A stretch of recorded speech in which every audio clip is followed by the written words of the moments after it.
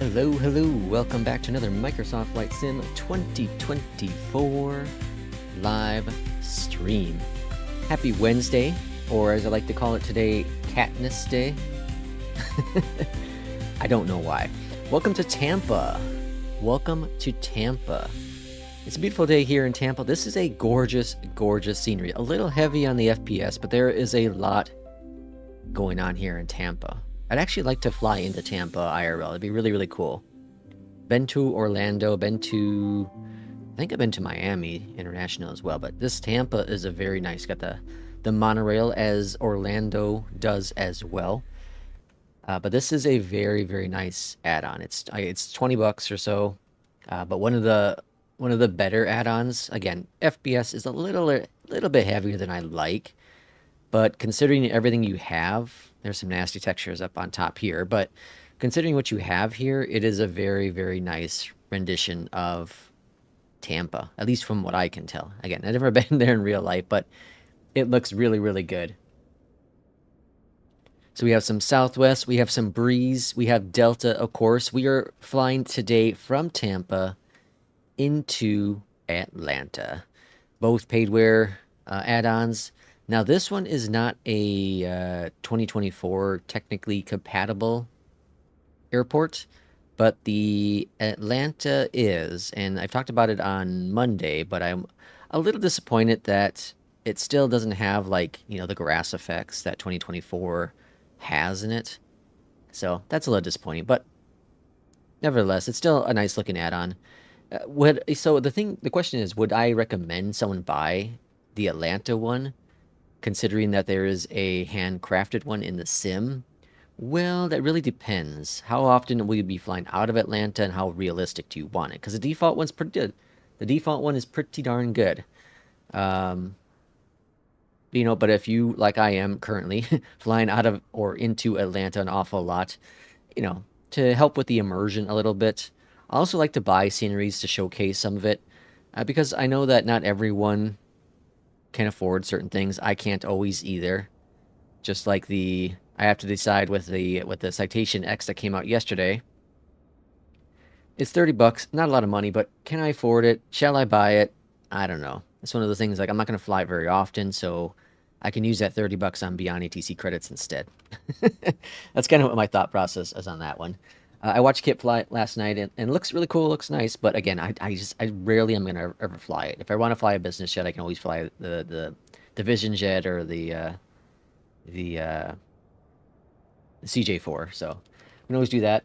Will, thanks for coming on in. Happy 2 months for Lex Copa. It's only 2 months? Something seems wrong with there. You've been here for a lot longer than that. Matthew, welcome in. Alex, welcome in. Rocket, welcome on in as well. Rocketeer, sorry. Welcome in as well. How is the cat? Cat's doing pretty good. Cat is doing good. Thanks for asking, Will. So for those that do not know, who aren't part of Discord, I was going to stream yesterday, but the cat didn't eat her dinner, or she ate half her dinner on Sunday, then kind of just looked like she was kind of out of it Sunday night. And then Monday, she wouldn't eat her breakfast. She wouldn't eat any snacks. She wouldn't eat anything. And she's kind of just curl up into a little ball into the corner, different corners. She would move, but barely kind of move a couple feet, and then she just kind of plopped down. There were concerns for a while that she might have some GI issues. So I thought now's the time to get her in to just get things checked out. That's what credit cards are for. Take care of your loved ones. So I had an appointment scheduled for tomorrow for the GI scan, so an ultrasound, but the vet decided to bump it up 2 days so we can get her in. So went in there, checked her out yesterday, and ultrasound x-rays are pretty good. There's some inflammation with her pancreas, which we're concerned about because she's diabetic, well, in remission right now, but she's a diabetic cat with history of diabetes, at least. But she's been in remission. Thankfully, diabetes is still under control. They did test for that, and nothing to worry about there. So we are just now doing some treatment for her pancreas to see if we can get that in check. And that's what causes, apparently, cats to not want to eat and, feel tired and nauseated and that kind of stuff. So that's probably what's going on. But outside of that, she's doing good. She ate. The vet gave her a little treat there yesterday, and she nibbled on that. We got home, and I gave her some food, and she was like eating it out of the spoon. Like she was so excited and wanted food. And so she got a good amount of food in her belly before I went off to work. My wife gave her a little bit when she got home, and then she ate about half for dinner, and this morning she ate about half for breakfast so far. So looking on the positive note, but thanks for asking. I appreciate it. But let's go ahead and get this flight going. I was going to take the Inabill's 306 today. I was going to take that on a flight, but the flight's not terribly long. You know, it's a longer haul, quote unquote, for me. Alborg, welcome in. But I was like, well, I haven't flown it in a very long time. And then when I loaded into the sim, it was stutter galore. It was stutter galore. So I don't know if it was the 306 that was stuttering it or something else going on. So I actually did a complete full system restart before the stream because I didn't want to jump into the stream and have, you know, a disaster started. But today we're going to be taking the 319, the FENIX 319, because, you know, it's a fantastic plane. And we haven't flown it for a little bit. You know, we kind of been bouncing between the Max, the CRJ, and the 319. But obviously, I've showcased the Max an awful lot on the stream here. Also, we did the 777 not too long ago. I want to do a 350 stream, but I might wait till next week. I have next Friday off, so I might wait till next week, and we might do a 350 stream next Friday. Next Friday, when I have more time. Okay, so let's go ahead and jump into the cockpit of the 319. Now, today, we are not using BeyondATC. Shocker, I know. Because it's been a while since we looked at FS HUD. So the traffic you're seeing here, this is all traffic from FS traffic. So remember how I talked about how the default traffic's supposed to work with FS HUD, but I can't seem to get it working properly? Well, I'm happy to report with FS traffic, it works. FS HUD's ability to control it seems to work. Now, as we're not seeing any planes moving, but we are at least seeing planes on the ground, and FS HUD is recognizing that traffic as well. So if you've never heard of FS HUD before, it's similar to BeyondATC, but it doesn't have its own injector, and the voices, in my opinion, aren't nearly as good as BeyondATC. But I figured today would be a great time to showcase FS HUD here on the stream. So let's go to the FENIX. We're going to go to SimBrief. We're going to go to mass imbalance. We're going to load the aircraft, insta-load it. And then we're going to go over here to sync, calculate. Next, we're going to go up top here. We're going to go to external power. Battery 1 and 2 are on. Go and get those pumps rolling as well. IRSs are going to be aligned. Cruise supply. And let's get some lights going on in this craft. Emergency, no smoking, seatbelts, all grand. Let's go on down here to the bottom. Go to config. Go to manual. Nav. Scroll on down. IRS 1, 2, and a 3. And then because we're really, really fast, we're going to wait just a few moments and we're going to see the MCDU show up the FMC right here. So then we'll get into the flight management software or computer. Go ahead and click on that. We go to init and we'll go ahead and request the flight plan. This is going to pull it from SimBrief. We're Delta, what are we? Delta 1227 today. Plop that in there. Cost index, I like to use a tool called the briefing panel, which is available at flightsim.to. Cost index is 7, and we're cruising up to 370 today. Get rid of that for now. Let's go back over here to the tablet. We're going to send it to the MCDU over here. We're going to send that to the MCDU, bring this over to ground, go down to the FMC, go next. We're going to see that auto load performance. It's going to auto load as well. Beautiful. Click on flight plan, and now we can go get our clearance. So now up here, FS HUD has a built-in what's it called, panel here, and we can go ahead and request the flight plan. You can also talk to FS HUD. Now keep this in mind, with FS HUD, it does not have what's the word, force recognition, or voice recognition. What's it called? That's not the one I'm looking for. It doesn't have force readback. There you go. So like you could say whatever you want. I can say blah blah blah blah blah blah blah blah, and it's gonna think I said request clearance for takeoff because that's the first one, or for flight clearance. So keep that in mind. It does have it, but it doesn't. Like we'll sample it here real quick. Let's try it. Oh, what happened? Why is my button not working? Let's go here. Let's go to input, assign, back. What the hell? Okay, well I guess we can't try it because the button's not working. Okay, whatever. So we'll click on that button, let it do its thing.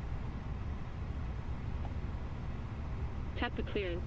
Delta 1227 with information uniform. Request clearance to Hartsfield Jackson Atlanta in React Gate Echo 68. Bring up the volume a little bit. Delta 1227 cleared to Hartsfield Jackson Atlanta end. Expect Vapor 2 Camjo departure runway 19 left. Initial climb 2000. Then is filed. Squawk 6546.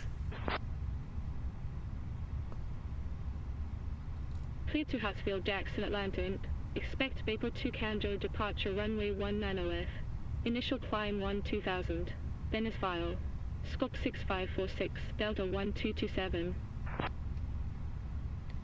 Now I have noticed it is changing runways for some goofy reason. So 19 left. The departure, the SID's right. Contact Tampa ground 121.7. Based on what SimBrief gave me, but SimBrief's giving me runway 19 right, so that's weird. That was on my test flight I did last night. Kind of the same thing happened, but no big deal. Okay, click that, beautiful, grand, and then we're gonna go over to Atlanta. Arrival, we're expecting 9 right. I'm happy to report that yesterday when I landed in Atlanta with FS HUD, it gave me the actual runway, the correct runway. We've known from experience with BeyondATC recently that it hasn't been doing that. It's been doing some really weird, funky stuff. So that's weird stuff, right? Alborg, I'm mainly a sim racer, but dipping into MSFS. Oh, nice, very awesome. I'm new to MSFS. This is all blowing my little my little mind. Yeah, there is a lot. Once you get into it, it could be scary stuff. P2, welcome on in. It could be very scary stuff. There is a lot to learn. What ATC software are you trying out? This is FS HUD. FS HUD. It's like $35 or so. There's no like premium voices like with BeyondATC. It's just flat out software. There's no injector, like I said earlier. But like it's cool. It does this job. It does a really good job. We're gonna see. Well, we're gonna see today. We're gonna let the software speak for itself, quote unquote. Okay, push back and engine start. I think we're ready for that next. Let's push that button. Let's go up top here. Oh, actually, hold on. Yeah, up here. Tampa ground. Delta 1. Oh, I didn't start the APU. Son of a gun. React Gate Echo 68. Ready for Thought I started the APU. Start. Okay, we gotta wait for the old APU to start up too. United 1412, runway vacated. What? Delta 1227, push and engine start approved. Oh, cool. So it is doing traffic. It's moving. Delta 1227. It said runway vacated. I hear a plane. Taxi to gate Alpha 8. Via Whiskey Juliet Link, the Gulf. Or is that my APU? That's probably my APU. Taxi to gate Alpha 8. Via Whiskey Juliet Link, the Gulf United 1412. United would probably be on the other side. So we're hearing traffic. I didn't hear traffic at all yesterday. Oh, there's a plane. Yeah, cool. Okay, cool. That's awesome. So it is controlling the traffic on the ground. That's cool. That's a positive note. Like I said, my test flight yesterday, I didn't get any traffic to move. I got park traffic, but that was it. Okay, external power is off. We are clear for a pushback and engine start. It doesn't tell us what direction to face, but if we're going left, we're probably going to end up pushing back to the north. That's one thing I do like about BeyondATC is it does tell you the direction to face. So let's go ahead and push back this direction. Release the parking brake, request a pushback commencing. Let's go up top here. Or actually, no, we gotta go down here. We're in the Airbus. Flip the switches. Engine number 1 cranking. We can do our announcements.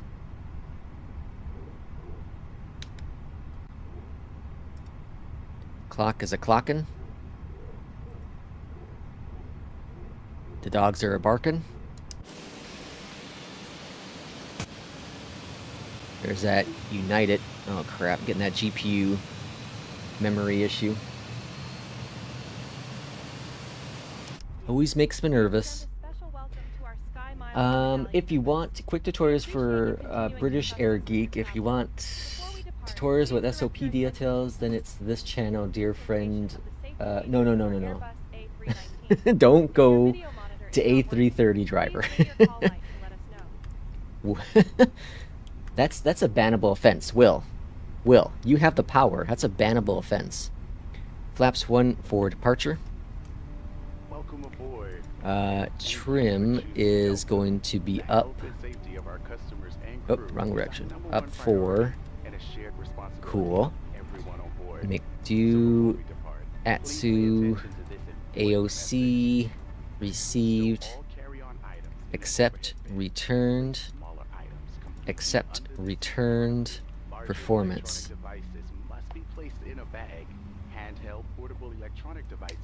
Why is my button not working? I don't understand. If you lose an electronic device, Tampa Brown, Delta 1227, request taxi. remember for help. As we leave the gate, Will says don't go to A330 driver BS. Hello everyone, I am an A330 pilot and a member of the PMDG beta testing. Closes video. Taxi to holding point runway 19 left. He talks so slow, drives me crazy. I use his videos to snooze off when I run out of sleep. All right, taxi via Victor Bravo Delta 127. Okay, so we're just gonna swing around the outside here. Taxi lights are on. Engine number 2 is good. Bleeds are off. All call. And Delta 1385, taxi to gate Alpha 9. what am I doing? Take off config. Bring up the throttle. Auto brakes. Taxi to gate Alpha 9. Whiskey 4 Victor 2 Juliet 3 at 1 Golf. Delta 1385. Let's get a rolling, shall we?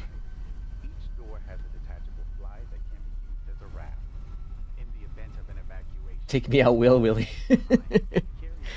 Oh my gosh, that's good. Strike 1 for P2. We should have a Nightbot command to time out people for mentioning same tension. Oh, we should. We should do that, P2. That's a great idea. That's a beautiful idea. I gotta figure it out. I want to do it now. An auto ban. Although people ask the legitimate question, what do you think about say intentions versus BeyondATC or FS HUD, etc. So I don't know. There could be a reason for that question to be asked on the stream. All right, so we are on Victor. We're going to be taking Bravo, which is the first turn up here on the right, and then we're going to Charlie 7. So it should have been Bravo to Charlie 7. So it's missing 2 instructions. It seems to be. I don't think I've ever taken Bravo before. Yeah, I've definitely never taken Bravo. I've never gone over this this bridge here. Fascinating.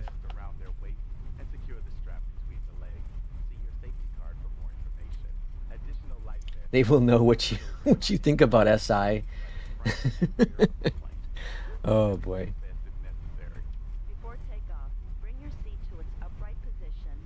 Anyways, it's too robotic for me. Stay with BeyondATC. Nice to show FS HUD.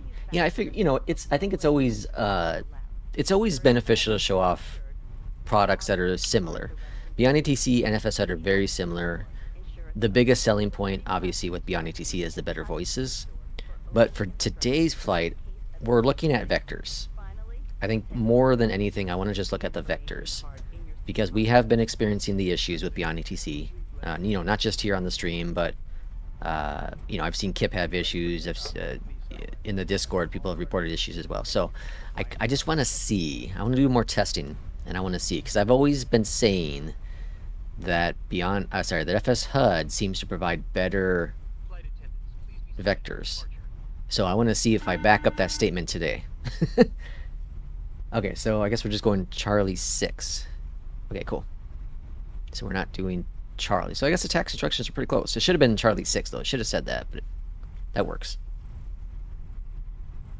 All right, Charlie Delta 6. 1227, contact Tampa Tower 119.05. Contact Tampa Tower 119.05. P2 says you want to try, or you want to see how it does on stream before you decide Biden, or trying it yourself. Yeah, see, that's why I kind of want to do it. Why the hell is the button not working? Hello? Yeah, I don't understand why the button's not working, though. Input. Let's remove it. Let's add it. Button 0. Back.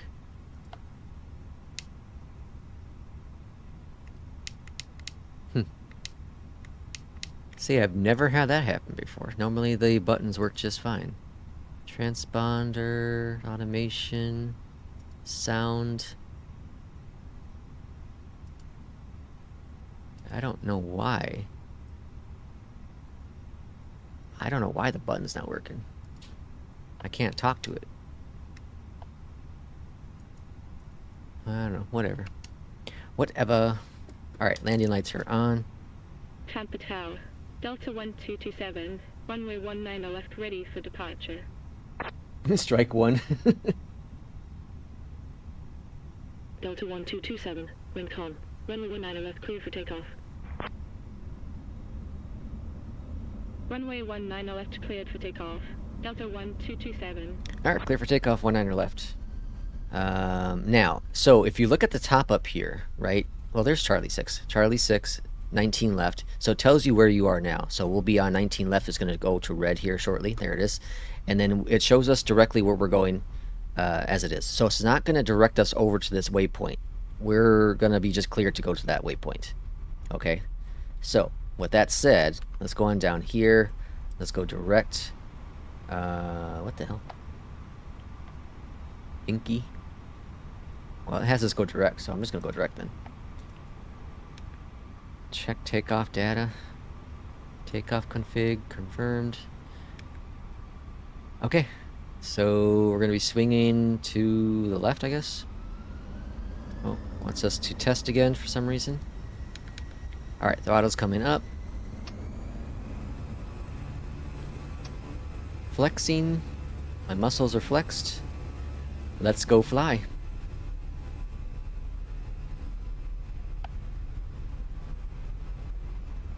And looking stable. Wind is very calm here. This airport, I think it's with the traffic. It's kind of really low FPS. Like, not low FPS, like the stutters.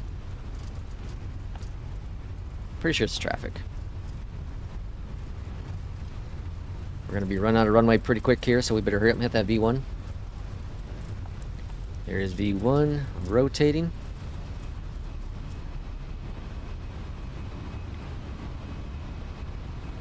Positive rate, gear going on up.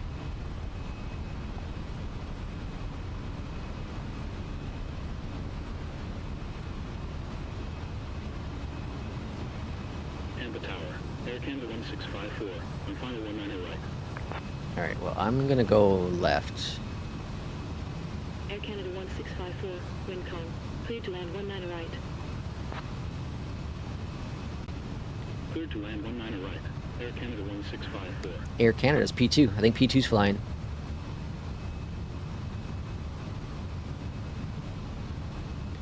Alright, climb lever. Oh, go too far. There we go.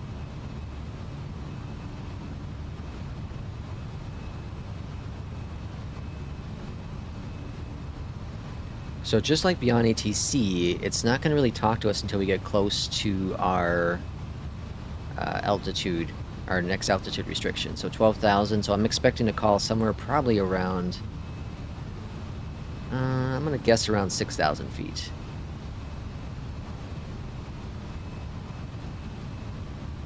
So this is where BeyondATC really shines, is its vectors off to departure. So at this point it would have been like, you know, it would have told us to fly runway heading, and then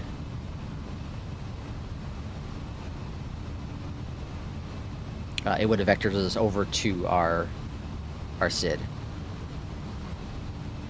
But you can see up here, this is where it's telling us. It's already expecting us what to do. It's just in real life, I doubt in real life it would have told us either on clearance or on takeoff, right? Fly heading Delta 1227. whatever, 010 or something, right? Intercept the thing, and then it would have been you're clear direct to. In this case, you said I was just clear for takeoff and didn't give us any further instruction.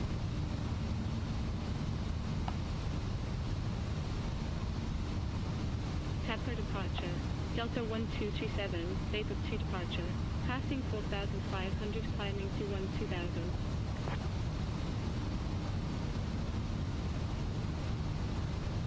Delta 1227, radar contact. Continue climb 12,000. Altimeter 3004. Alright, continuing our climb on out. Continue climb 12,000. Altimeter 3004. Delta 1227. I don't worry too much about the voices with AI. Will get better. Yeah, they'll get better for sure. Delta 1227. Contact Jacksonville, Center 119.1. I bought it all because SI, of course. It's a personal thing. Alright, AP is on. And let's see if we're going to intercept this. I have a feeling we're not going to. Yeah, I don't think we're going to. Let's go down here. Let's go to direct. Direct. Alright, now we are. Delta 1227 identified. Continue climb flight level 370. Alright, we're cleared all the way up to 370 now. So, good. Good departure. Continue climb flight level 370. Delta 1227. Bring out that map.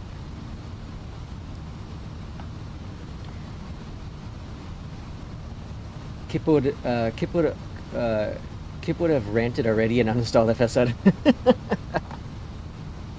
I like his I like when he dives in. He dives in really deep to everything. Like yesterday with the little bit I was watching with the citation. You know, his goal was to get up to, what was it, 41,000 or so, but he couldn't. Or 51,000 was it? I don't remember. But you know, the plane was overweight or something, and it just wasn't going to get up there. So he was testing that, and he was doing some other testing with it too. So I love that he goes into details with that kind of stuff, because it's some things that simmers wouldn't look at testing, or they would assume they can do it because that's what the developers said. But obviously that's not always the case, right? So he does go really deep into things. I know he's been having problems with FSFO as well. My only issue I've honestly had with FSFO is I can't get the damn button to consistently work. It's so hit and miss. So again, I'm trying to be patient with it, because I'm going to wait for V6 to come out and then give it another shot, because you know they've done some work with the UI and all that jazz. So I still think it's a fantastic piece of software, one of the best immersions you could possibly have in the sim once you dial in all your settings. But I don't want to use it if it's frustrating me, because then it's going to make me not want to use it. That's my casing point with it. Because I really want to use it, I really want to enjoy it, and I do enjoy it when it's working properly the way I need to work. But when it's not, you know, it can get frustrating, and then it gives you that sour taste. It gives you that sour taste. Wait, that's not a FENIX, is it? It is! The 2024 edition of FS HUD is different with better voices, but with a sub, I guess. No. Well, incorrect. This is the 2024 version. This is the 2024 version. Yeah, I bought it, when did I buy it? I don't remember. Yeah, but there's no sub. There's no sub for FS HUD. It's a one-time purchase, just like BeyondATC. I saw Gripper Sim with a new video about Moza. Ooh. Was it the side stick, or was it the yoke? Sean, welcome in. Oh, the yoke, okay. What the hell is CATNESDAY? Irishman. You don't know what CATNESDAY is? Where the hell have you been, Irishman? It's a made-up name. You know, people say Catterday. I just decided to do CATNESDAY. Because of my cat yesterday causing no stream. So I was like, well, you know, it'd be fun A fun play on words. I thought Gripper died or something. What happened? Gripper? What the hell happened there? Who the hell's Gripper? I don't even know who. I don't know who Gripper is. Irish Cat. Ozzy Rip. Yeah, Ozzy passed away yesterday. Ozzy passed yesterday, and the day before, Malcolm. Is his name Malcolm? The guy from Family Matters. He passed away unexpectedly. He's young too, 50 something. 50 something passed away. That's sad. Moza is awesome. I am a Moza whore. P2, you gotta be quiet about the Moza stuff. I just spent $560 at the vet yesterday. I can't afford a Moza. I can't afford a Moza. All right, kind of up in 19,000. I've been going to every Ozzy concert since 1988. Oh wow. Yeah, he was young too. It's wild though, because like I'm sure he did so much hard drugs. You know, so to make it to that age is pretty impressive with the amount of narcotics he had likely taken in his life. I don't know for sure. He's a rock star, right? And pretty much all those rockers, you know, big famous ones in the 80s and whatnot, you know, took all kinds of hard drugs and alcohol abuse and all that jazz. Oh, Theo, yeah, Theo thing. Oh, no, not Theo, right? It was the Family Matter guy.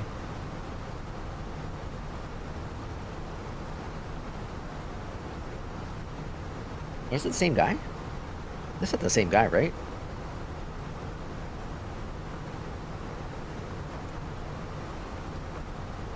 P2, I will allow you to I will allow you to purchase me a Moza and ship it to me. Here's a better idea, P2. I have a better idea. You know, because it's expensive. It's expensive. You know, Moza's expensive. I get it. So, like, here's a better idea. I'll let you ship me your Moza side stick and base. You know, the base too. You gotta have all of it, right? I'll let you ship it to me, and I'll send you my WinWing Ursa Minor for you know, in exchange. I'll do it in exchange for that. I think it's a fair trade, right? I think it's a fair trade. Moza for the WinWing. You know, it's a couple dollar difference, you know, value wise. It was the Cosby Show? Is it really? What? I'm confused. I thought I saw Family Matter.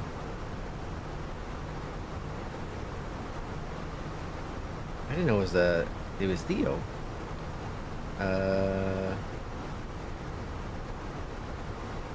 Let me see. Now I gotta look it up.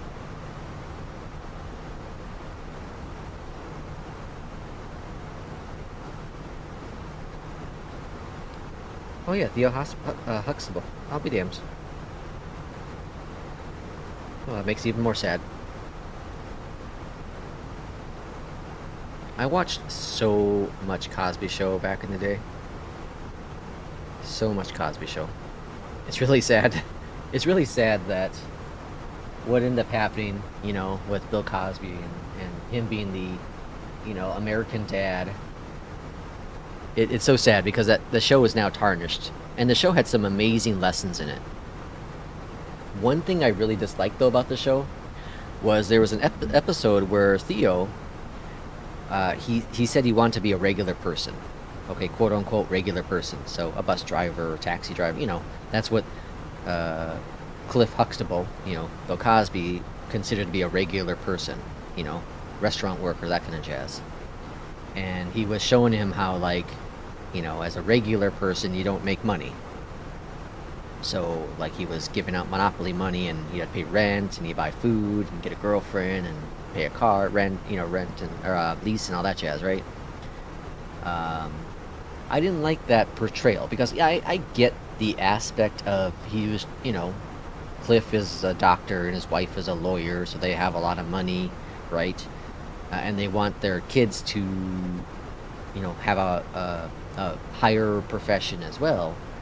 But the professions aren't everything, right? There are a lot of people that are really happy with their life who are a restaurant worker. There are people who are super happy who work at Walmart. They're just happy with their life. They're super excited about going in and doing what they do at Walmart. And, you know, they don't make the lawyer money or doctor money, but they also didn't have the debt going through college with that, right? And so I think, again, I understand the story, but at the same time, it also, in my opinion, put a tarnish on you know, other professions that people can achieve, especially when we look at the Cosby Show, and it was, you know, you know, African American family, and a lot of African American families struggle with profiling, right?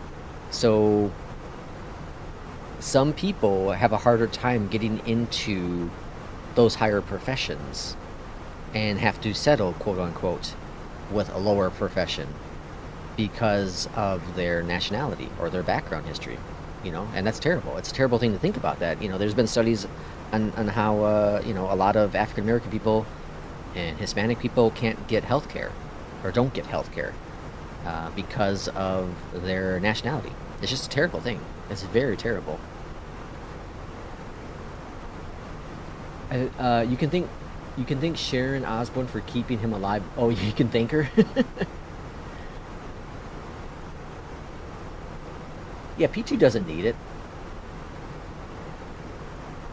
Okay, so it was... Okay, yeah, it was Theo. I don't know why. I thought the article I read that yesterday said Family Matters for some reason. I get them all mixed up, I guess. I would gladly ship you my Moza after the tariffs are gone. So that means a never. That means never.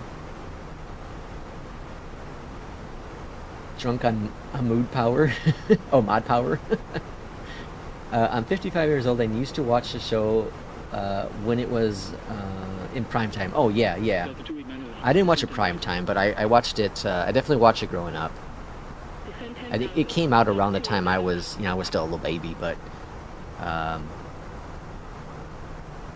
think I watched his second show. What was the second one called? It was just called Cosby. I can't remember. He had another show. I watched that one, I think, as I was growing up, and then I ended up watching reruns of the Cosby Show. Probably in the mid-90s. I'm a regular person and I'm proud of it. See, that's fantastic. And I think the range of regular person is so broad now. I think it's so large, broad, and people should be very proud of the things they accomplish. I'm straight on the stream here. I don't have a college degree. I have zero interest in going to college. I always had zero interest in ever going to college. Because to me, and this is just my personal opinion, to me that piece of paper shouldn't reflect on the skill sets that I can learn. Right? If you give me the opportunity, I can learn it. Now there are definitely some professions that need to have a lot of additional schooling. You know, doctors for sure, attorneys and lawyers, you know, I think need that. You are going to someone who needs to have that. You need to go to that person to know that they have the knowledge, right? But a lot of jobs, a lot of skills can be learned on the jobs. You don't need to go to school to become a plumber if you are an apprentice, right? But you learn an awful lot. And if you learn from the right person, you can learn an awful lot. A pilot, you need to have a license. You need to have that stuff. That's a very important thing because you're flying an aircraft at a very high speed and there are so many variables with it, right? So just because you can be a mentor to someone in the sky for a pilot doesn't mean you should be able to fly, right? So again, there are so many things that can, I think that you can drop the college requirement on as long as they have the willingness to learn on the job and get taught to achieve those goals. So many positions, like I think Walmart, for example. Walmart requires you to be a store manager at a Walmart. I'm pretty sure the requirement is you had to have some sort of a bachelor degree. Why? Why? You know, like anyone who decides to move up the ranks at Walmart from a cashier to stock clerk to, you know, deli, whatever it is. I don't know the positions there, but like you should be able to know the business and then be able to roll into an assistant manager position and then eventually a store manager position because you know the business, right? There should be no college degree requirement with that. The same would be for McDonald's. I would hope that McDonald's doesn't have that requirement. You start off as a cook one day and then you want to become the manager of the store. You know the business, you know how it operates. So what's the difference between going to college and saying, you know, oh yeah, I went to college for a year and got a bachelor's degree, so I know that I have to provide good service to customers in a timely fashion, right? I don't understand that logic to it. Where I work, the same thing. Where I work, you know, it's preferred that you have a college degree in management, but it's not a requirement in certain aspects of it, right? But I'm grandfathered, so I'm fine. I'm going to buy the Mobiflight yoke and look for a steering wheel for ETS. I'm going to talk to the person that I sold my Logitech wheel to and see if they're interested in selling it back to me. I think I'm going to go that route. Because I liked it. It worked out fine. It's a Logitech GT3 or something. Like, it's not a top-end steering wheel by any means. But, like, it had the force, you know, feedback kind of thing, too. And it worked out fine. It was fine for what it was. For, you know, the price tag and all that. And I think I'll use that when it comes to... Because, like I was talking about on Monday, I'm going to get the new NASCAR game eventually when it comes out, I think, in the fall. And I'll probably honestly stream that for a couple days. Because I'm excited about it. Maybe not on this channel. I'll do it on Twitch. P2, thanks for that subscription or following on Twitch too, by the way. I saw that yesterday. But yeah, I'll do that, and it'd be fun. It'd be really fun. All my friends wear white jackets, and I don't mean the butchers at the shop. Like the ones that wrap around you, the white jackets that wrap around you, right? And they give you little medicines and cups. I just had 5 meetings pop up on my calendar in a span of 10 minutes. Holy Christ. Welcome to corporate. Go to work, man. American 2821, descend 10,000. My alter ego is at work. P2 is in the stream. I just upgraded to a Moza setup. Nice. Anybody want a Honeycomb Alpha?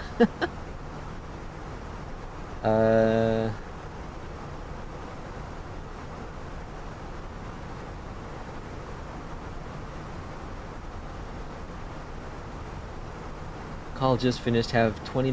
What's it say? Have 30 minutes to be part of the stream. Oh no.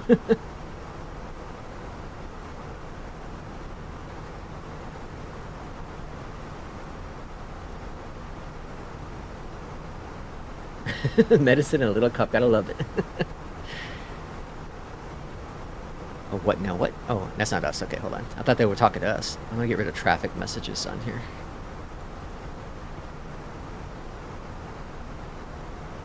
I think P2 has stock in Moza. Well, clearly Will has stock in Say Intentions, and Will has stock in in Flight Sim First Officer. So, I think both of these two are trying to come into the stream and corrupt it. This is my guess. I think they're coming in here to corrupt our stream.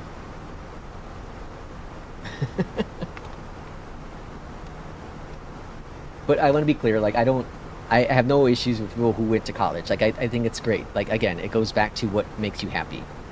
If going to school and you got a degree in whatever you got a degree in, it's great. That's what you want to do. That's fantastic. And some people go to college and don't use that degree, and that's fantastic too. If you want to go there and learn something, that's fantastic. You're learning a lot about whatever, right? My statement is more of, I don't think there should be a requirement in many fields. You know, some companies require a college degree to do computer building. Why? I've been building computers for 30 years almost. I don't have a degree, but I know how to build a computer, right? I've done many different computers, all types of different stuff with it, right? I just the same with like programming. You can learn programming on your own. You can learn programming, you know, you can get taught programming from companies, right? You sure can. If they have a course, you can get taught from that. IT can be the same thing. You don't need like we have IT, of course, where I work at, and they don't require a college degree. It's preferred, but they don't require it, thankfully. But like the stuff we do for IT is just stupid. I don't even consider it IT. A lot of it's just a plug in a flash drive, hit a button, you know, and that's what technology is nowadays. A lot of it is just that.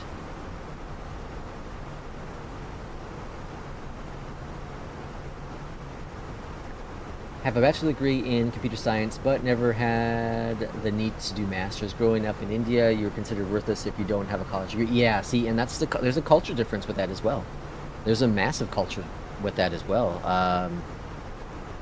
There was a guy I used to work with from Liberia, and for him, like he worked where I worked at, and he worked part-time too somewhere else, and for his culture, it was if you didn't go to school, if you didn't have a really big profession, like a high-end profession, you were worthless, you're wasting your life. And I don't agree with that statement. I don't agree with it. You get people who, you know, work 50, 60 hours a week, and yeah, they're making, you know, they're making 150 to 200 and whatever thousand a year. They're making bank, but they have no money they have no time to spend it on. You're not appreciating what life offers you. And I think a lot of this, me talking, has come from my health issues over the past, you know, 5 years.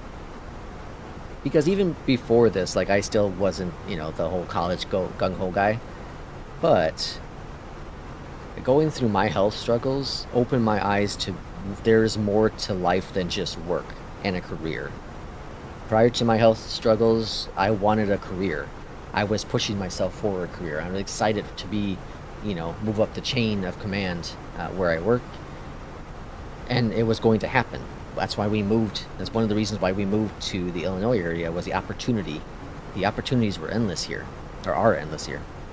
But going through my struggles, I realized one important thing, that is, I'll be damned if I'm going to go and do, you know, whatever, move up the corporate chain, all to potentially throw away my life, you know, throw away enjoying what I enjoy doing, which is my hobby of flight simming, spending time with my wife, you know, with our pets, being able to, you know, I work 35 to 40 hours a week. I'm full-time, I work 35 to 40 hours a week, and I love, my happy medium's 37 hours. That pays for my bills, that pays for expenses, right? That's happy for me. That's perfect. If I have to work 40 here and there or a little over from time to time, that's fine as well. But that gives me a couple hours back. I also, with my life right now, I don't think about work until I have to clock into work. And I don't think about work the moment I clock out of work. Once that door shuts behind me, I don't have a job. I don't have a job until I start the next day. You know what I mean? That relaxation I have now. Kumbaya kind of moment. That's kind of what it is. It's just, there's no worry. It's the whole Lion King thing. Hakuna Matata. It means no worry. I'm worry free. At least at work. Lex does not need Moza. Lex is off his meds at the moment. He is fine with what he has.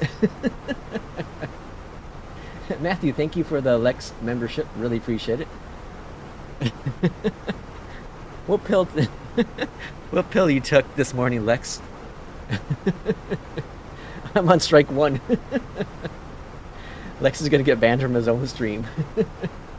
I am Lex now. Will P2. Oh, Will says. Oh man.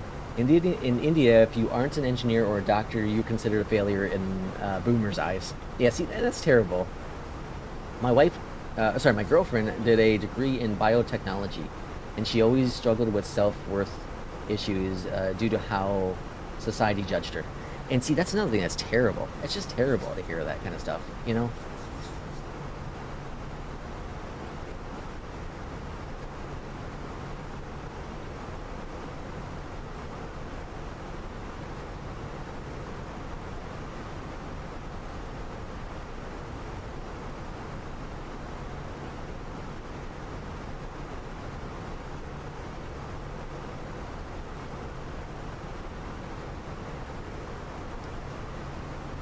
Okay, so one thing that is nice about FS HUD is it does do a pretty good job at giving you top of the set instructions before you get there. So we still got a little bit to go, but I'm guessing it should be just fine. I'm guessing right after Lowry here, it should probably give us you know, descent instructions. Now we can also scroll through the little guide here, and it's telling us, okay, so 9 right. So we see that 9 right, which is what I'm seeing on SimBrief as well, via the Sith arrival. So all's good. Now that can change. That can change, so keep that in mind. That can very well change. But as of right now, the only weird thing I saw was a runway change. But again, that's not the end of the world.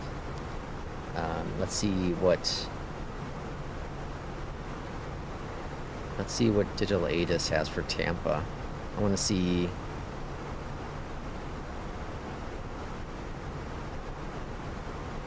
Departures, runway. So departures are both right and left. So departure was right. In real life as well. Atlanta arrivals are currently expecting. Simulus approaches are in progress. Runway 8 left, runway 9 right. And we are expecting 9 right, so yeah, perfect. So as of right now, FS HUD's doing a really good job at giving us the proper instructions.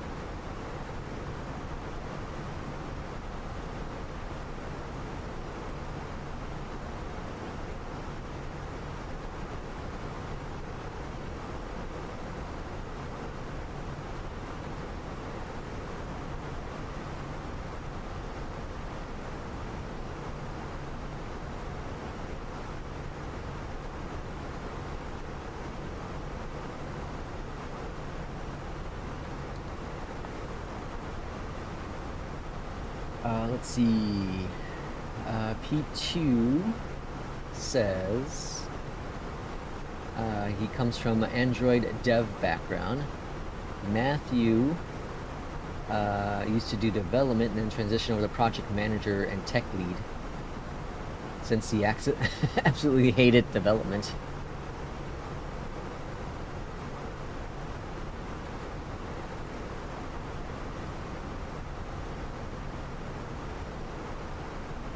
My job calls me a tech lead. It makes me do engineering work.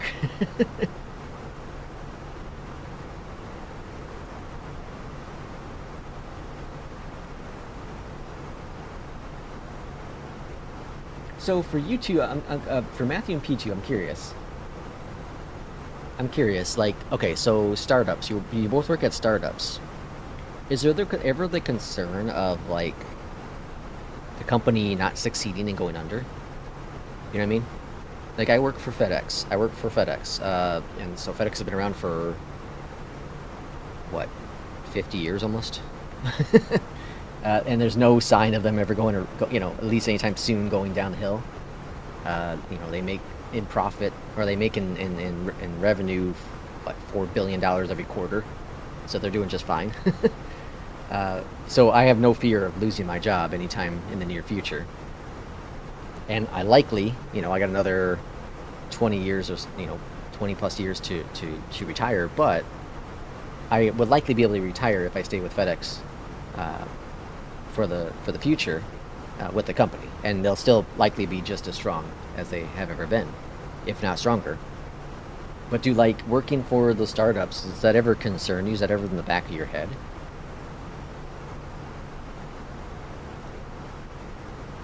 P2 and Matthew are going to live together. Tech boomers, you know.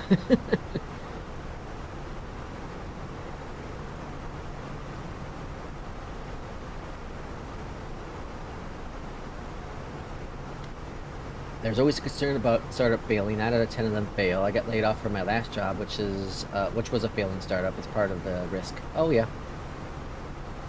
There's always budget pressure, but they pay a little bit more due to pressure. Oh, that's nice. Okay. Yeah, I think I would be really nervous about it. I worked for a grocery chain for about a decade, and I loved it. It's a very successful chain. They got bought out a couple years back, as after I left, by another bigger chain, and they're doing well still to this day. They're still doing very, very well. But after I left them, I went to work at for people here in the U.S. Master Copy, welcome in. For people in the U.S., I worked for a company similar to like JCPenney, Sears, that kind of thing, for a couple months. And I remember there was one day where I printed off, I crap you not on this, I printed off a couple of sheets of paper off the printer, a couple pieces of paper, and I mean like 5 or 6, okay, 8.5 by 11, just standard sheets of paper. And the bookkeeping lady talked to me, and she's like, Joe, why are you printing this stuff off? And I was like, well, the team members asked for this stuff. And she said, well, we don't have a lot of paper. I said, okay, well, we got more on order. She's like, no, you don't understand. We can't order more paper. We're on a budget cut. When she told me that, I was like, I gotta get the hell out of here. I gotta get the hell out of here. If you can't afford paper, if a company can't afford paper, you gotta get the hell out of there.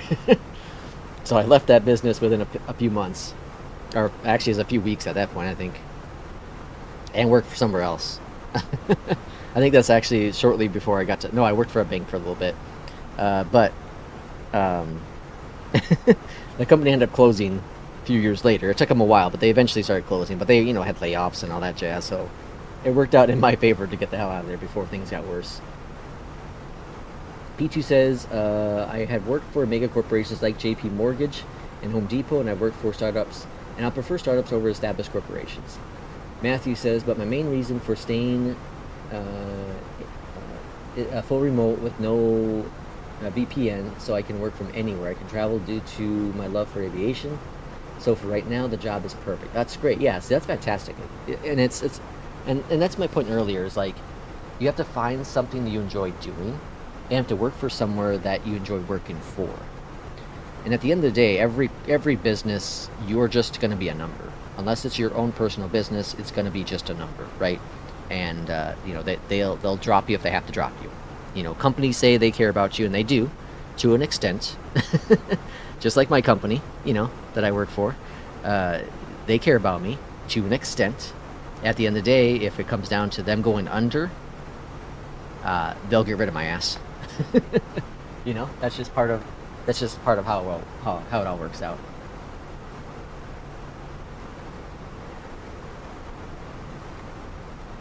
I have 8 trips this year international, so riding. Oh, that's cool.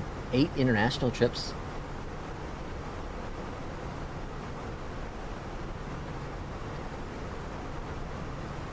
Only 3 years of work, and I'm enjoying my pension. Thinking about going to the US of A.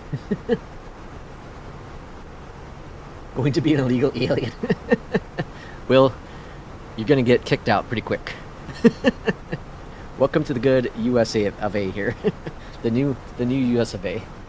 I was reading something about they have some new launching next year, some new visa rule or costs, like it's students or visiting, they get to pay $250 or some crap. That's just crazy. It's wild.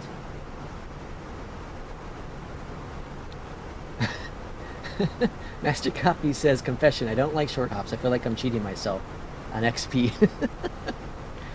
But okay, I don't understand. Like, I want to know, how much more XP do you get?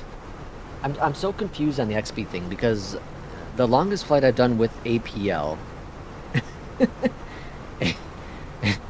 Now I'm ashamed to even say it. I feel like the longest flight I've done with APL is like maybe 620 nautical miles or something around that. And the XP was the same even to like a 200 nautical mile flight. Okay, so 9er right. Cool. Okay. So there we go. We got our instructions for what we're expecting. Beautiful. And then we should get these. There we go. we got our descent instructions as well. When ready, descend flight level 240. Delta 1227. I'm gonna go ahead and put in 12,000 for the restriction because that's what our flight plan, or sorry, that's what the star says. We're not gonna descend just yet, but let's go ahead and start preparing the arrival information, shall we? Oh, guess who's walking around? Miss Little Cat, Miss Thing. I think she wants more food. Okay, so while we're getting ready for top descent here, let me go step away, give her some food, and I'll get back on. Give me one sec here. Delta 1227, contact Atlanta Center 120.05.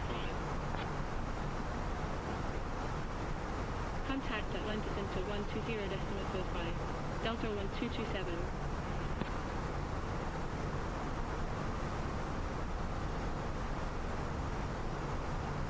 Atlanta Center. Delta 1227. Passing flight level 370, descending to flight level 240.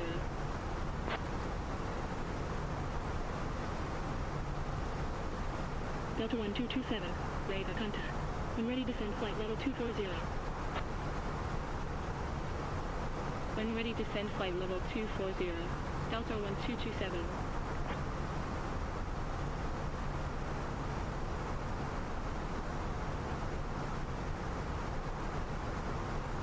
Alright, so all's looking grand. We're still waiting for top descent. Let's program our arrivals still. Enter in destination information. Okay, so QNH is 3015. Temperature is a blistering 27 degrees. Our wind is 100, gusting up to 18. Jeez Louise. 100 at 10, so that makes perfect sense for the arrival. And the minimums are 1226. Alright, all good there. Top of descent's almost at our point. I'm a number in the pencil so they can erase me. Companies care about you if it suits them. That's why I'm not loyal to any job, only to my skills. I love that. That's a perfect way to say it. I love that. That's why I'm not loyal to any job, only to my skills. Absolutely. And like your direct leader, your direct manager matters, I think, so much. You can work, even for like the company I work for, FedEx, a multi-billion-dollar company with, you know, thousands of different managers, thousands of different departments, right? If you don't have a good direct manager, your life can be a living hell. It could be a living hell. But if you have one that cares about you and cares about the team and puts the team before the company, it can make a massive difference in your workplace environment. And even that manager, you know, their manager having the same kind of feeling as well. And so I'm very fortunate. I'm very fortunate for the 11 years I've worked for this company that I've worked with. I've worked for a company that, or at least I've worked for managers that seem to give a damn about us, you know, about, you know, the people below them. And I love that. I absolutely love that. I'm very fortunate. Pretty much every company I've worked for, I've had that luck. A very, very good luck. But I've gotten along with pretty much everyone I've worked with as well. But I've been very lucky. But long hauls, I get 100 XP. Oh, so that's not much more than I get. I get like 80 because I got the bonus boost. I get 81 or 82, so it's not much difference. Lex is doing long hauls, but 8x faster. Rumble, welcome in. Welcome on in. Oh, Rumple, sorry, Rumple. I make it APL. I just don't feel like grinding till I can fly a larger airliner. So you don't. You can pick whatever airline you can pick any. What do you call it? License you want. So if you prefer flying like 737s, you can pick that as your starting license and fly 737s. And then when you have enough money built up, and it doesn't take that many flights, honestly, to purchase your next license for like the 320, you can do that, and you can fly any aircraft you want for any route that you have on your schedule. It's very open. It's very open. Very, very Delta open. 1227, cleared live to arrival. Yeah, I'm going to try fly the line as well. I'm definitely going to try it. Cleared live I'm interested. to arrival. Delta We'll see when it's 1227. ever released. It was talking about end of the month, so we'll see. But I'm definitely going to try it. Delta 1227, continue descend Had to go feed the beast. Yep. Altimeter 3010. To feed the cat. Continue descend 1. Well, I love that she. I saw her come on out, which is my cue that she wants food. So that's a good sign.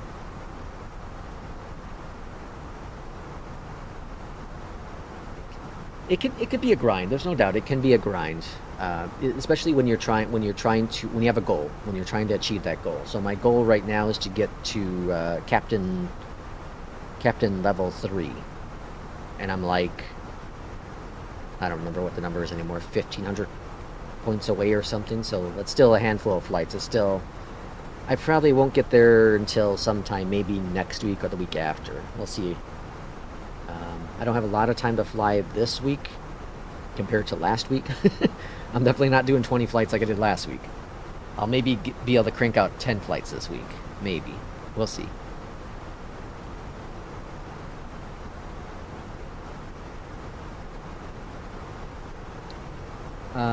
You don't think Fly the Line has long hauls? Interesting. It has short hauls. I don't know anything about the scheduling. I need to see that too. Fly the line, not fly the grind.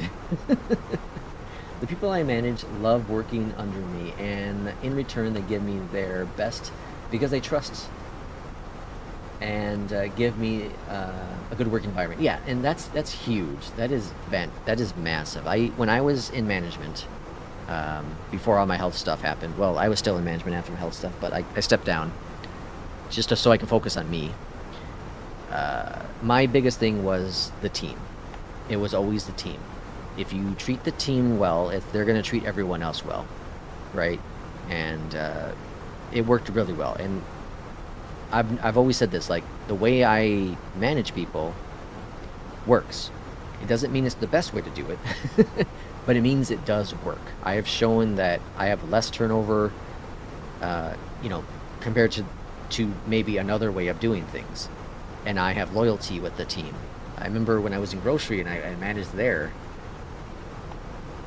that when I left that company, there was like a 60% turnover within 6 months, compared to my tenure there, where when I first started, the turnover was about 40% every year in my department. We had it down to single-digit numbers. That's how good a turnover was, and it's because I surrounded myself with great leaders, and we corrected behaviors, with leadership there, and that is important. The focus should always be on your team, because your team is only going to be as successful as you make them, and the company's only going to be as successful as your team. It starts all the way on the bottom, right? It starts all the way down there and it goes all the way to the top. If you're not as good as that bottom level, then the bottom level is never going to be as good as you want them to be. So it is super important to have that loyalty. Very important. Main thing is to do what you like. If not, move on. Life is short. Absolutely.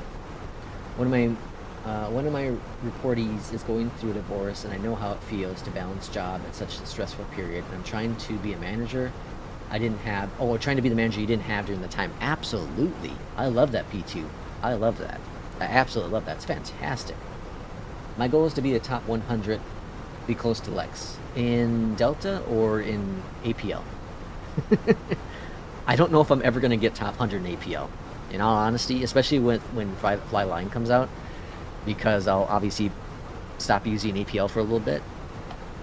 Now, if I would have continued with APL and not taken that, whatever it was, 8 months or a year hiatus of it, I would definitely be in top 100 by now. But that's a lot of flights I missed out on because I end up using NeoFly or a New Sky and On Air and just free flying to begin with. But yeah, you can also free fly with APL. You can there's a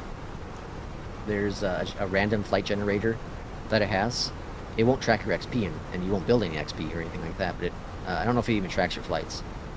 Well, I think it does. I think it shows up in your log. You just don't get any money or XP on it. But then you can purchase flight tickets. That generates XP, but you don't get any money out of it because you pay for the flight ticket.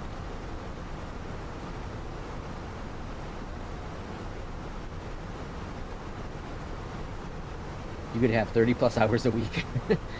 Matthew says they call it fly-by-wire short haul edition. Oh, I didn't even realize it was called short haul edition. Interesting. Anyone want to be close to Lex too? Even Lex doesn't want to be close to Lex. I use a lot of crew resource management stuff, and I learned about it in aviation in my job. Oh, that's awesome. Yeah, I wish they had shared cockpit. I'm so excited when that comes. I want it to come from Asobo, though. Like the mods they can do, it can make it kind of somewhat work. There's one out there now that kind of somewhat works. But I want it to come from Asobo, because in theory, directly from the developer, it would be fantastic. You know, it would be consistent. And then it would allow everyone to use it without using an add-on. So that'd be so awesome. I would love to do a couple streams, many streams, with a co-pilot. You know, vice versa. Someone can, you know, Jade Russ can come in here and fly from from his captain seat, and I'll be in the first officer, or etc. It'd be really cool.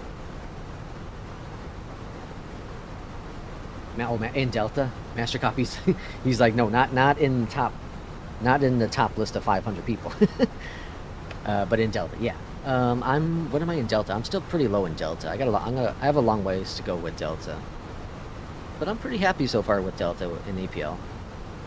I haven't quite gotten bored of Atlanta yet. I know it's eventually going to happen. So with this route I generated, I think it was yesterday or the day before, I can't remember.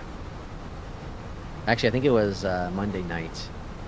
The route I generated has a little bit less Atlantas in it. So I'm kind of trying to filter it out more. So the nice thing is you can pick your hub too. You can pick like a hub. So if I do a hub, let's say if I do Minneapolis, then I likely will not get much of any Atlantas. You know, or even if you do something on I don't know if there's any West Coast hubs for Delta, but if you pick a hub out on the West Coast, the chances of you getting Atlanta would be slim. But realize you may have longer flights within that. Do any of you use FSFO? So Will uses it. Will uses it. And I think most of us have it. Irishman has it. I think P2 has it. I have it. And it's good. It works really well. You know, when it's working, I should say, it works really, really well. I have an issue though with key binding. I just can't get my yoke to consistently register as a device. Well, it registers as a device, it just won't work sometimes. I hit the button, it doesn't work. But if you have it in automation mode, it works just flawless, pretty much. It's really cool. I love it. I think it's awesome. I'm waiting for version 6 to come out at some point. I think he said in the fall, US at least. I think that might solve a lot of the issues I've been having with it. So I'm going to try not to use it, so I don't get too angry at it. Is there a scale you can follow for APL so you know what you need to progress up in ranks? Yeah, there's in the documents, in the help button. If you hit the help button in APL, it brings up the like a PDF kind of thing, and it breaks it down in there. All right, folks. I don't think I'll be back. Oh, okay. So P2, thanks for coming in. We'll see you in Discord. Thanks for coming in, P2. Have a great day. Have a great Wednesday.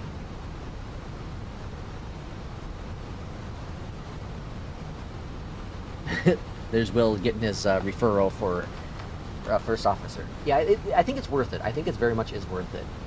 Now realize you do have to buy.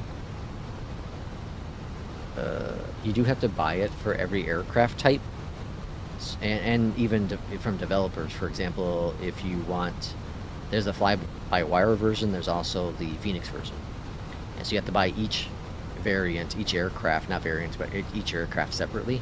So you have to buy a CRJ one, you have to buy a PMDG 737 one, you have to buy a PMG 777 one, you have to buy the iFly one. You know, so each one is whatever, $17 or so. So understand that. So what I would say is, if you get it, I would focus on buying. I would buy it just for the one type of aircraft you fly the most, Delta whichever that is, 1227, continue descent 12,000. and then see if you like it. Eventually, I'm gonna buy the CRJ version. Eventually, I'll get the triples. I'll get all the variants eventually. But again, I'm gonna wait for V6 to come out, and then I'll put more time into it.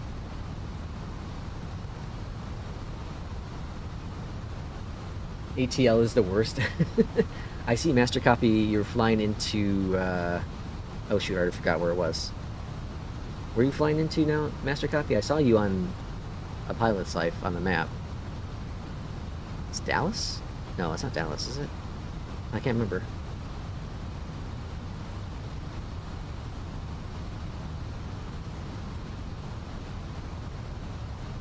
Master Copy says he has it, but he has to figure out.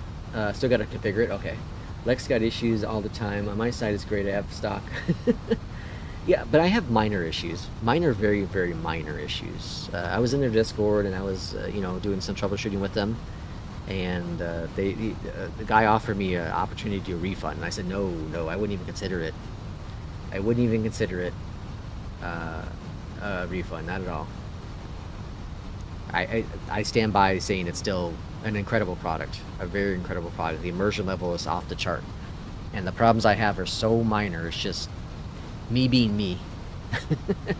Me being me. I will highly recommend it all the time. Delta 1227, contact Atlanta, approach 135.375. But obviously you shouldn't take one person's word for it, right? You need to 375. need to 1227.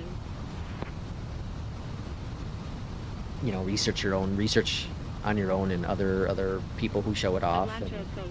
Delta and 1227, read reviews and all that jazz. 62 arrival. Passing 13,400, descending to 12,000. Need to attend a call. I'll try to be back before the end of the stream. All right, Matthew, have a good call. We should be on the ground in about, I don't know, probably on the ground in 25 minutes or so. Altimeter 3011. Delta 1227. All right, so we're clear down to 12,000. So that's the restriction. So that's all looking grand. I seriously need to get the 5080 and stop screwing around. Delta 1227. Continue descent 2,700. All right, we're cleared for our next descent. Continue descent 2,700. Delta So now I'm going to go into 1227. open mode here. We're going to go ahead and drop down. Let's see, what should we drop at? Just do 800 feet to start off with. At easy, which is right here, we want to be at 4,000 feet. So I'm going to go 1,000.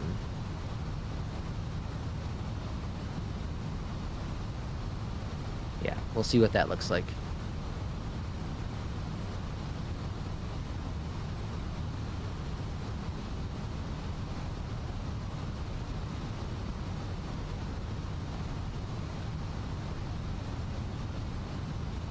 I didn't know you were one-on-one with FSFO. Not one-on-one. It's just in the Discord. Just in the public Discord. Definitely nothing private. Like, we did some troubleshooting, steps on there, and very helpful people. Very good people. Very good developers. I'm excited for them.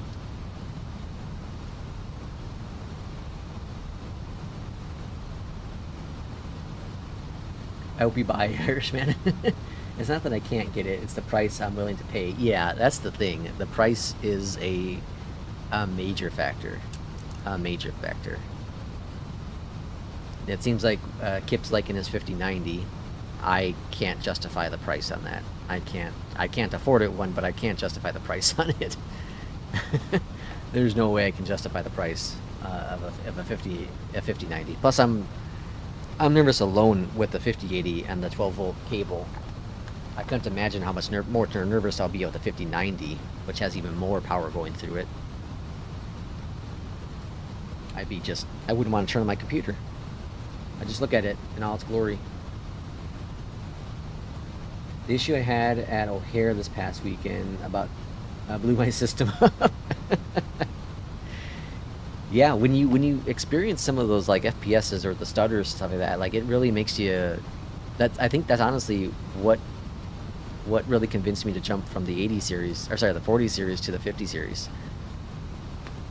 Was just well, one, I want to try the multi-frame generation and experience flight sim at a consistent FPS.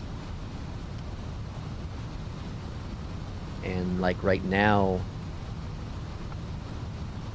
116 FPS, so I'm getting my max FPS. I have my monitor capped at 116.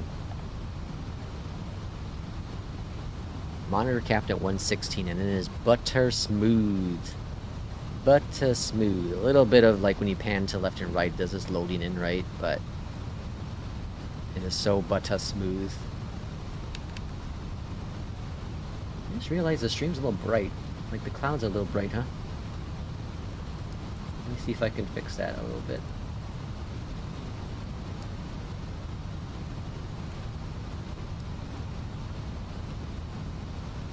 That's a little better. No, maybe not.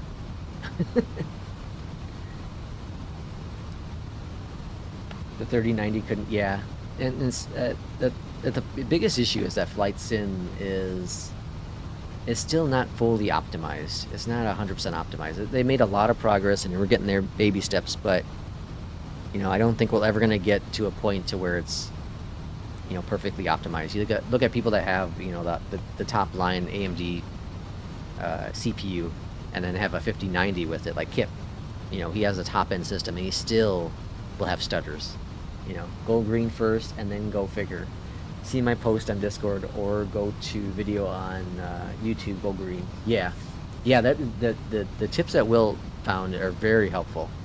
Very, very helpful. Alright, looking really good. 8,000 feet. We should get a vector over to the right at some point. We'll probably get like direct to easy. Because it says up here, easy. But it does say stump. So it's probably going to bring us all the way out here to stump. That's my guess.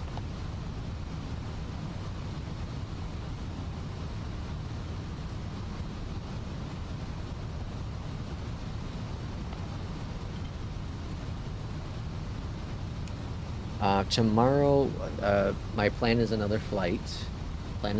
Tomorrow. But understand that there's a chance that the vet might call me in the morning, and then I'll have to, you know, answer the phone they call. Just they want to check on the cat, so there may be a moment where I have to pause immediately. Hopefully steering cruise or something, and not on approach or takeoff. But they sometimes call in the afternoon too, so we'll see what happens. But yeah, we'll do a flight tomorrow, I'll do a flight on Friday. And then there is a chance of a group flight on Sunday. I know I said before that it probably wasn't likely because we have some things going on, but we're kind of doing all the things on Saturday. So there is a chance for group flight on Sunday. So if we're all cool with that, we can look at doing our Canada flight from last week. We can do it on Sunday, this Sunday. But you have to have a 40 or a 50 series card. Yeah. With a 3090, you have to tweak a lot of stuff down. It's crazy to think like the 3090 was a master, was a high-end card, and how quickly it faded away as, you know, some games have become more complex, more aggressive, and then of course obviously we're pushing our FPSs higher, trying to get smoother overall performance with that, and then, you know, more higher resolution. So all that plays within it. Alright, so we're going direct to stump, and then from stump, I'm curious what it's going to say for our vector. If it's going to vector us over to our heading, or if it's going to say direct to easy. It might say direct to easy. It very well may say direct to easy. And here in Atlanta, we have some rain. We are at a gusty, or no, the gust is gone now, so we're at 14 knot winds, but the gust is gone, so that's good news. We have broken clouds down to 1,400 feet, so it is going to be a bit of a cloudy approach here into Atlanta. Let's go ahead and adjust our V's a little bit. Let's go 900. We don't want to be too low.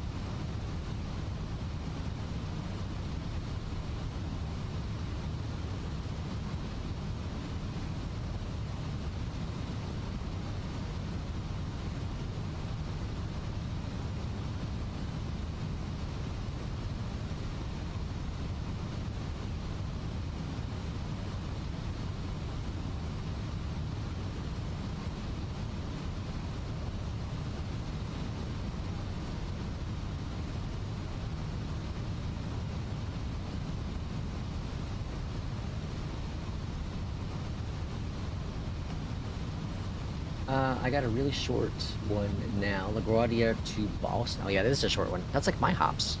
That's like my little perfect hops. Alright, we're cleared down to 27. I put 3,000, which is fine. My question is at this vector. Here's some of the rain popping in.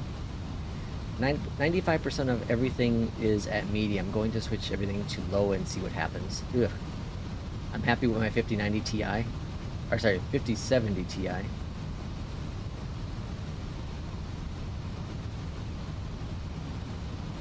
Delta 1227, turn right heading 005. Alright, 005 for heading. Right heading 005, Delta 1227. 005, so that's a cool vector. That makes sense. We're gonna stay at 3,000 though. We're awfully low on this approach. LS is armed, 22 nautical miles out.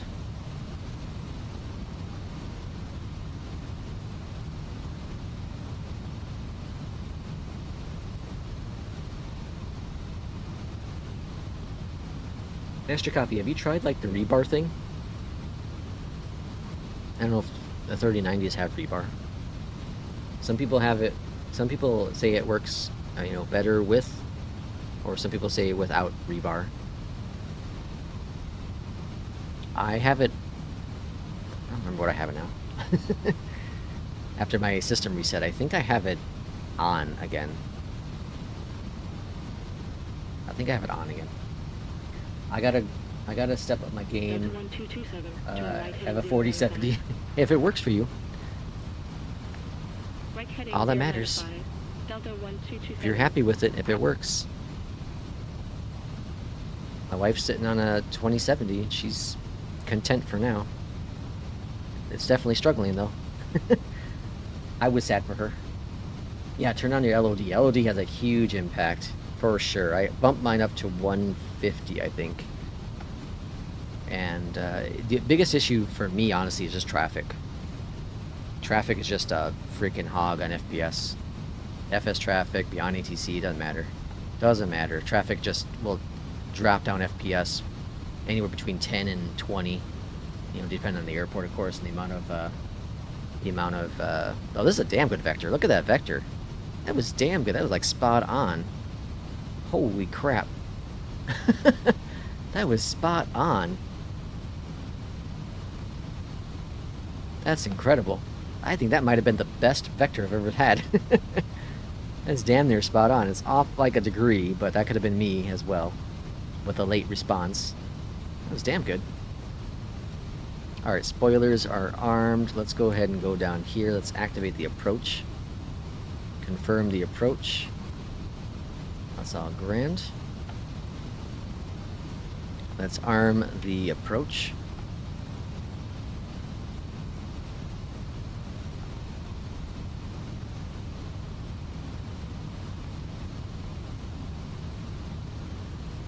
Mapping button off will give you 5 FPS or more. What are you talking about, Will? Matthew's back. Awesome. Perfect timing. We're on approach. We're a little bit rainy.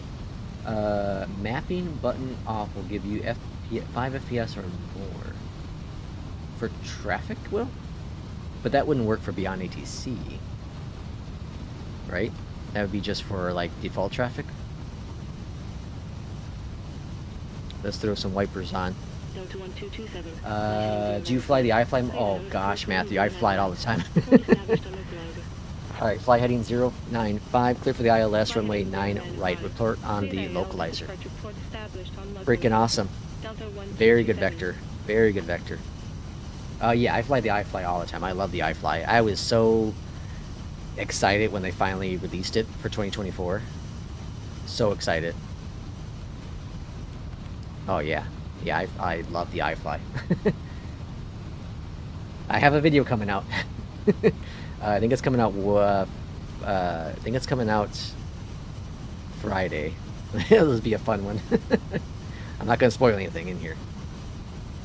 That's it. Just like inconsistent rain here.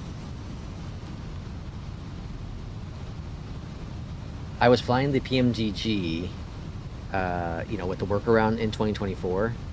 Until the iFly came out. And then once the iFly came out, and I did a system reset about a week and a half ago, and I haven't installed the 737, the PMDG 737. I haven't installed it since then.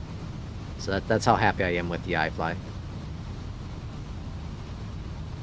I'm so tempted to get instead of waiting for the PMDG. Yeah, I think it's a great plane. Obviously, yeah, the difference between the PMDG 737, 700s, 800s, and all that, they're different. But like for me, someone who doesn't care enough about that stuff, like I'm super happy with the iFly. If the 777, or sorry, not the triple, if the 737 from PMDG requires a paid upgrade, if it requires a paid upgrade, I probably won't get it. I probably won't get it. It just depends on how much that update or upgrade it requires. But I'm so happy with the iFly. I know people are not happy with the tablet. They don't like the way the tablet is. But once you get used to it, like, I think it's really, really good. I think it's really good. I'm super happy with it. All right, localizers captured. That's all grand. And then we're just waiting for the glide slope. Delta 1227 established and mobilized. Delta 1227, continue approach.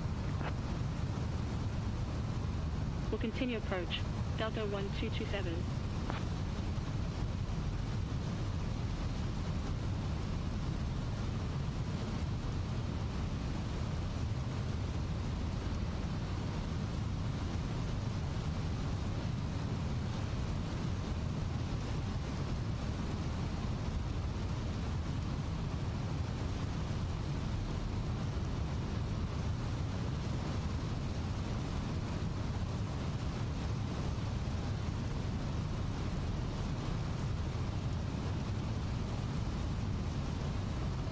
Delta 1227, contact Atlanta Tower on 190.1.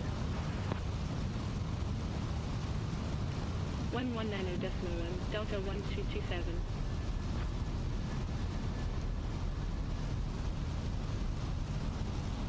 Atlanta Tower, Delta 1227 on final 09 away. Delta 1227, wind 086 degrees at 11 knots. Cleared to land 09 right. Clear to land 09 right. Delta 1227.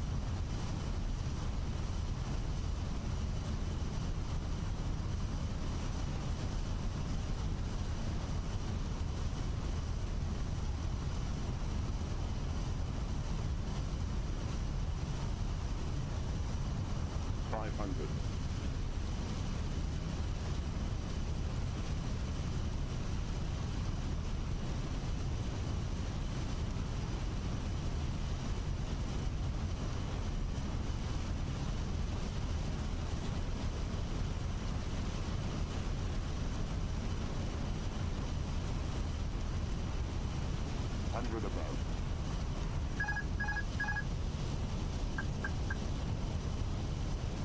Minima.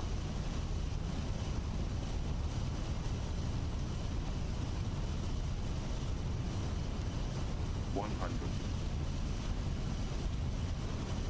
50, 40, 30, 20. Retard. Retard. 5.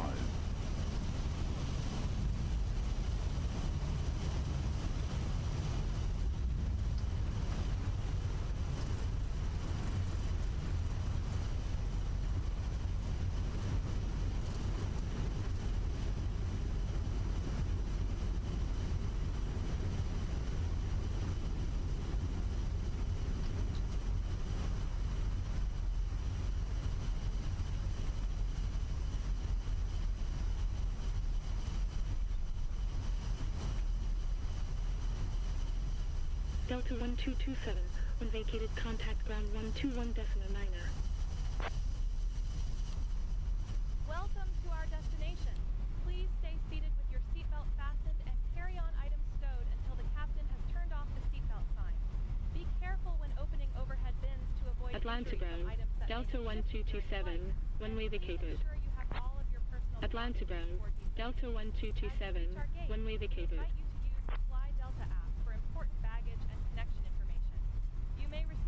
Delta 1227, taxi to gate Bravo 16. Via November 10, November 13, Mike 16, Mike Lima. A 5 Lima. A ramp 2 Echo, hold short of runway 27, right 09 left. Thank you for choosing Delta. We look forward to seeing you soon. To keep the plane Taxi to gate Bravo 16. Via November 10, November 13, Mike 16, Mike Lima 5 Lima, ramp 2 Echo, hold short of runway 27, right 09 left. Delta 1227.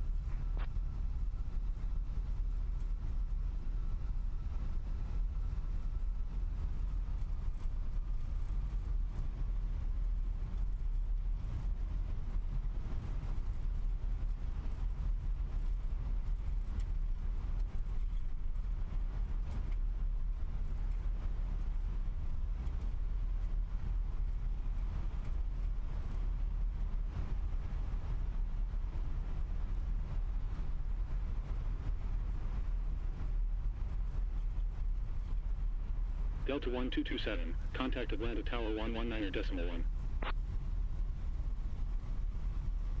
119.1, Delta 1227. Ah, shoot, I muted it for some reason. I'm not sure why I muted it. Atlanta Tower, Delta 1227. Why did I West mute? Cross, runway 27, right 09 left. How long has that been muted for? Delta 1227, cross runway 27 right 09 Alright. left when vacated, contact ground 121. So, as I was saying, that y'all couldn't hear me, because I muted the mic. Oh, I was clearing my throat, that's why. FS HUD will have you transfer over the tower. Lex is the specialist at that. You transfer over the tower before you cross the runway, and then it transfers you back to ground. It's a weird thing, but apparently they do that in Europe, I guess. I don't know. Will, can you confirm that? The developers, that's what the developer says. Is that what that's what they do in Europe. I think that's what he was saying, or where he lives. The US does not do that.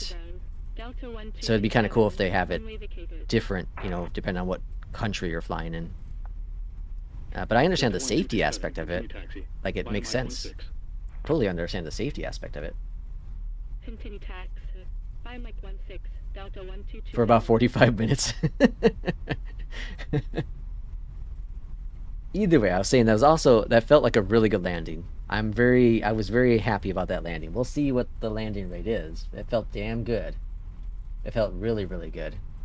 With everything going on, with the weather, that was probably one of the best landings I've had in the 319. At least from the viewpoint that I see, it looked damn good.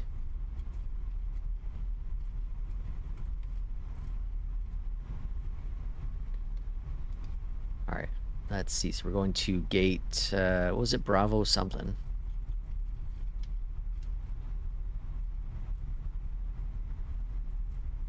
What was the question?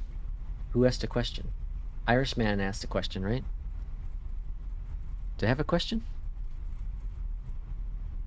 I don't know. What are we talking about? Now I'm so confused. I don't know how I was on the mute probably for the landing. I cleared my voice at some point during the landing. Or on approach, I should say. So here in Hotlanta, I'm getting 116 to 110. Oh, not right anywhere. There. Oh, getting that frame gen bug though. Let's see if I can clear it out. Okay, so here is something I'm noticing. The frame gen bug is definitely here. Here's something major I'm noticing with FS HUD and FS traffic, and I don't know where the fault is. I haven't had this issue happen, this VRAM usage error, whatever. I haven't had this issue happen in a very long time, and it just seemed to happen with FS HUD and FS traffic. So I'm not quite sure what that means. Which one of the two does not like the other. And there's also no traffic here. There is no traffic whatsoever. So FS traffic isn't injecting it, or FS HUD isn't. I'm not quite sure which one. Let's do the button. Let's generate it. I guess I didn't do that button, so it could be my fault too, but and that frame gen bug just happened randomly. So that's what you're seeing. Like if you're seeing the stutters on the screen, that's from frame gen. A known issue when it comes to overuse of VRAM, then this bug will happen. And my card has 16 gigs of VRAM, and when you push traffic and you push, even though there's no traffic here, which is weird, but if you push the VRAM to exceeding it or get close to exceeding it, then it will air out on you. So the only way to fix it is to restart the sim. And then it messes with OBS as well. So you might be seeing OBS performance drop. Thankfully, we've landed and we're just taxiing now, so not much longer.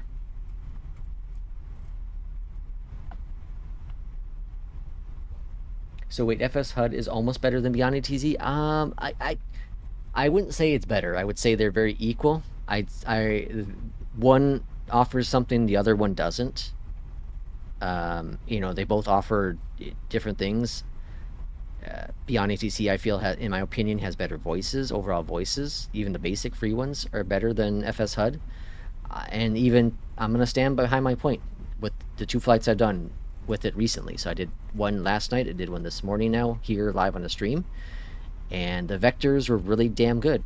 Really, really good. The runways were both correct based on real world weather, where we know BeyondATC has been having issues with that recently. So I would say BeyondATC has overall better voices. BeyondATC also has its own traffic injection, which is a huge plus. You don't have to use an external one. But FS HUD seems to have better vectors more consistently. More consistently is the word.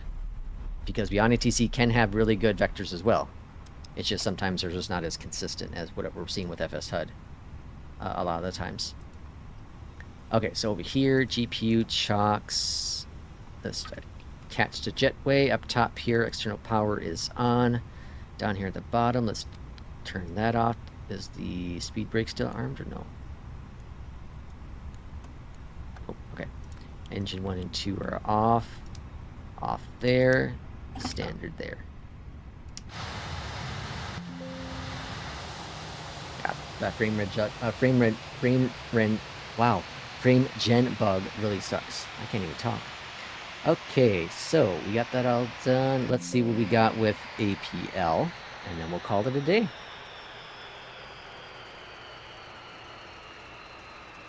"2024 is such a mess, it's not worth it for the..." Well, the frame gen thing happens also, I think, in 2020. I think it happens also in 2020. I also think it's part of multi-frame, because I rarely had it before I went over to multi-frame. I know Kip had it more often, but I rarely had multi-frame. Or before multi-frame. Okay, so let's bring up APL. How much is FS HUD? I will give it a try. It is like $35 or something around there. 35 bucks. Okay, so here is our... So I got 81 XP on this flight. We'll go to detail, I got 100%. 151. It seemed like it's smoother than that, but I'll take it. A 151. Minus 151 Gs are 1.06. So very, very good landing here in Atlanta. The flight for tomorrow, because I won't be able to fly tonight, flight for tomorrow is going to be a short hop. We have Salt Lake City to Jackson Hole. Jackson Hole. I think I have paidware for both of those. And then this is probably going to be a Thursday night flight for me. And then a Friday flight will probably be Atlanta to Orlando, down to Irishman's World. So that'll be kind of cool. And then we'll probably do our group flight on Sunday if all works all well for everyone. So that's the stream for today. I do appreciate everyone coming in. FS HUD did really well. I was not surprised, but I liked everything. The one thing, obviously, is the traffic on the arrival, the frame gen issue. Again, I've not had that issue for a very, very long time. A very long time. So I've done many flights here in Atlanta with BeyondATC. So I do feel there's something to do with FS traffic or with BeyondATC that caused that frame gen issue. Very confident in it's one of those two issues. If I look at my, really quick here, I look at my HW info. HW info told me the maximum memory it used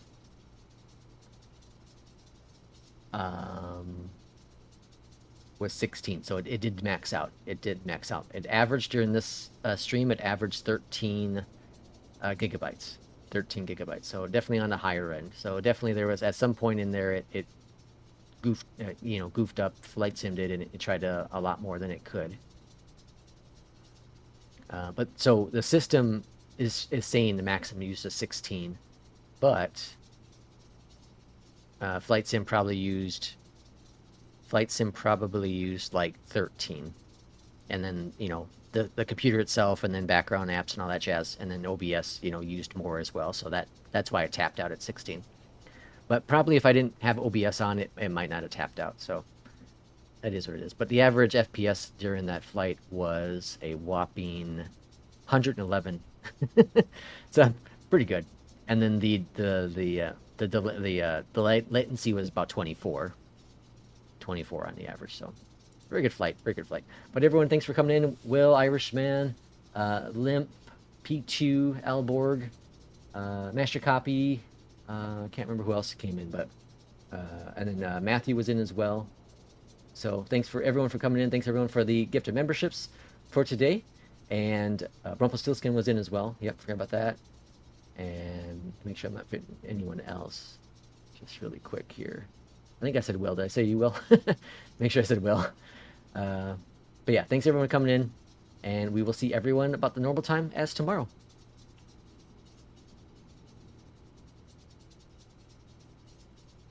Use the Clear Coach program. I'm telling you, it helps. I'll try it. I'll try that actually. I haven't used it yet, but I have downloaded it. I just never used it. But I'll give it a shot today. I want to see what happens.